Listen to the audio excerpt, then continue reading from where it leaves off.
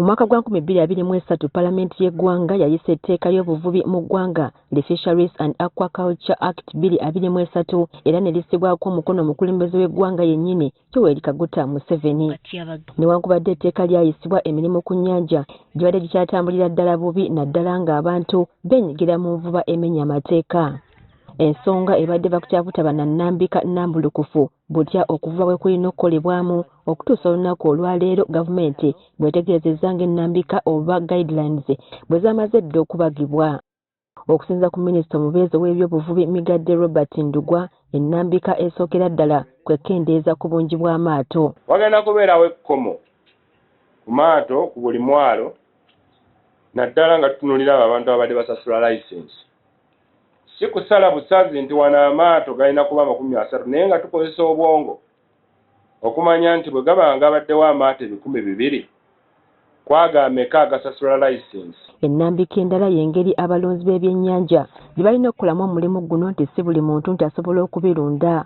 Ku nsonga ya Mukene ababadde bakozesa amataala n'akatimba akamanyiddwa nga Hurry Up byo biweereddwa. Wabula abantu baffe abo tugamba nti Mukene ye ajja kuvubwa, bagenda kukozesa kye bayita chota oba mu luzungu oli ayinza ogiyita scoop net. Bw'okugenda mu maaso abavubi balina okuwummuza ku nnyanja okuleka ebyennyanja okukula obulungi. Naye tujja kwongera okwebuuza ng'ekiseera kituuse ti myezi ki emituufu ennyanja w'eyinza okuwummula. Bw'otambula ku nnyanja olwaleero abantu abamu bawummula n'emyezi 8 nga tebakakkiddwa naye ng'ebyennyanja bibuze. So watya nga tukkaanyizza ne tumanya emyezi ffenna gye tusobola okuwummula.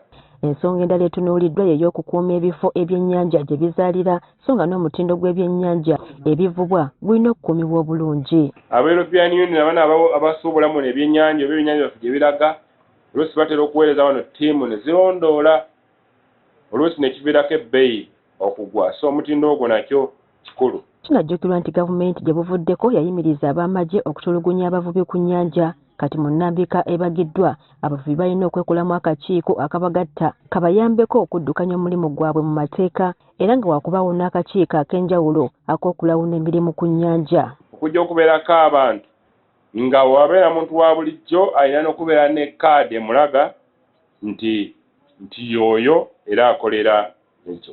Era njagala okukoowoola abantu bonna nti basabe license ezaali zirina okusabibwa mu January paka nga March.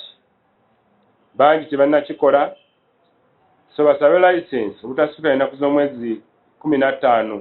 Agamba nti ku mulundi guno si baakuddamu kuggala nnyanja yonna olw'abantu abeenyigidde mu nvuba embi wabula omwalo ogwo ogumenya amateeka. Woggalawo Mukene ennyanja yonna buli omu awonaawona, woggalawo Empuuta ennyanja yonna buli omu awonaawona, naye ng'ate abo abakozesa obutimba obukyamu babeera n'ekisi. Minisita akkiriza nti ebitimba n'eyingini z'amaato ebitali ku mutindo biyingizibwa mu ggwanga nga bannyini byo beeyambisa ekitongole ekiwoza ky'omusolo ki URA kyokka nga kyekyandibadde kisaale okuziyiza ebintu nga bino mu ggwanga.